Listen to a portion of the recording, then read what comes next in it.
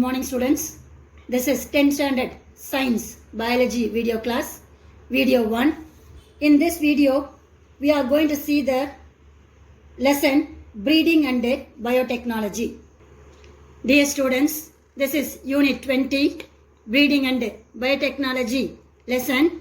In this lesson, we already studied methods involved in plant breeding, varieties of crop improvement, animal breeding and its implication, differences between inbreeding and outbreeding, hybrid vigor and its importance, steps involved in engineering, that means genetic engineering, practical application of DNA fingerprinting. Today, we are going to see the topic gene therapy and stem cell technology. Dear students, the topic is biotechnology in medicine. Genetic engineering techniques, which is very much important, valuable protein or polypeptide that is produced from the biotechnology method is medicinally very much important. Not only that, they are very much important in pharmaceutical products, that means tablets and medicine for the treatment of various diseases have been developed in commercial scale. So this biotechnology, which are showing advancement in pharmaceutical products by using the method is called rDNA technique. By using this technique, we can able to give the treatment of diabetes. For diabetic patient, they are producing the insulin. Human growth hormone is used for treating children with a growth deficiency. Growth deficiency is also reduced by producing the human growth hormone by this technology method. Blood clotting factors are also developed in treat hemophilia. Hemophilia means clotting of blood that should be treated by biotechnology in medicine. Another one, tissue plasmogen activator is used to dissolve blood clot and prevent heart attack. So they are producing the activator in the tissue region is called a plasminogen. With the help of this substance, they are preventing from blood clotting and also heart attack. Development of vaccines against any kind of diseases, they are producing medicine in the form of oral drops or injection is called a vaccines to clear hepatitis B virus and also rabies diseases. So these are all the different advancements which is used in the pharmaceutical department by using the rDNA technique, that is genetic engineering. Now see the do you know paragraph. Eli Lilly and Company, United States, in the year 1979, they started commercial products of human insulin by using rDNA technology. So by using this DNA technology, these scientists and their group, they are invented artificial insulin in the laboratory. That is also one of the advancement of biotechnology method. So dear students, up to this we have studied biotechnology in medicine. Now we are move on to the next topic is gene therapy.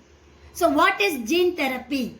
Any defective gene which is present in our body that should be replaced by corrective gene or another gene. That method is called a gene therapy.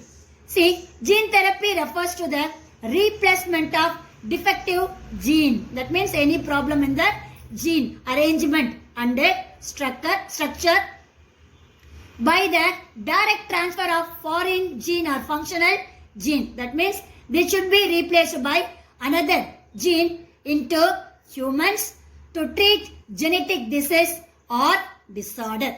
That is said to be gene therapy is important. Two more questions. Genetic makeup of the patient cell is altered using recombinant DNA technology. By changing this defective gene by normal functional gene, the patient cell is also modified by the process of DNA technology. This was successfully implemented in the year 1990. This gene therapy divided into two types. One is somatic gene therapy. That means it will be taken place in the body cell and also not inherited. Inherited means that should not be transferred from parental to the next generation. Another one, germline gene therapy. This is taken place in the gametic cell, male gamete and female gamete. This should be inherited, that means transmitted from parent cell to the next generation.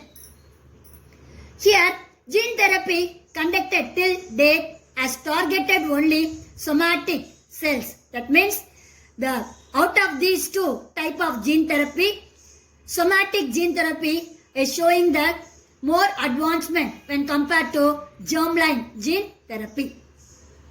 Corrections of genetic defects in a somatic cell may be beneficial. They are showing the advancement only in the somatic gene therapy to the patient, but the corrected gene may not be carried to the next generation. So that's why I told you it is not inherited. That means the corrected gene, newly formed gene, does not transmitted from one generation to another generation. So that is the importance of gene therapy and its types. Now, the next topic is stem cell therapy. Our body is composed of over 200 specialized cell types that carry out specific function. Example, neurons or nerve cell that can transmit signals, or heart cells which contract to pump blood, or pancreatic cell to secrete the insulin. These specialized cells are called as differentiated cells. That means each and every cell which are performing separate function, those cells are named as differentiated cell. That means variable cells. But in opposite to differentiated cell, some of the cells are unspecified, undifferentiated or unspecialized mass of cell. These cells are not functioning any kind of work. The stem cells are the cells of, so those undifferentiated cell which are showing the variable capacity. That means potency. Potency refers to the number of possible fates that a cell can acquire. That means that contain a desirable character. The two important properties of stem cells that differentiated from one another are the two properties of differentiated cells from other cells are its ability to divide. That means they can able to multiply and also gives rise to more stem cells. So divide means they are multiplied. So it has the capacity to produce more number of stem cells by self-renewal. Self-renewal means automatically it has the capacity to produce another stem cells. That is the first property of stem cell. Another one, its ability to give rise specialized cell. Not only that, not only the multiplication, they can able to give rise to specialized cell with a specific function. That means they are not having the common function when compared to other cell or a tissue, but these stem cells which are showing the specific function by the process of cell differentiation. What is by the process of cell differentiation? They are multiplied more in number. Each cell which are showing the different character, not in a common character. So this is said to be the two properties of stem cells. These stem cells which are divided into two types. One is the embryonic stem cell. Another one is the adult stem cell or somatic stem cell. So the types of stem cells divided into two. One is embryonic. That means it should be extracted and cultured from the early embryos. Adult stem cell should be extracted from the newborn adults that is said to be the newborn baby. That type of stem cell is called adult stem cell or somatic stem cells. So, dear students, in this method, we are going to derive a mass of cell or a blastocyst. Blastocyst means mass of a cell. Another one, in the adult stem cell, they are able to produce a mass of cell. They are divided more in number and gives rise to special type of cell. So these adult stem cell which is present in the amniotic fluid, அதாவது திரவம் குழந்தை மிதந்துட்டு இருக்கும் இல்லையா, அந்த திரவத்துக்கு பேரு தான் amniotic fluid அப்படின்னு பேரு. umbilical cord அப்படின்னா தொப்புள் கொடி அப்படின்னு சொல்லுவாங்க. and also bone marrow, எலும்பு மஜ்ஜை அப்படின்னு சொல்லுவாங்க. so where the RBC cells are produced is called bone marrow.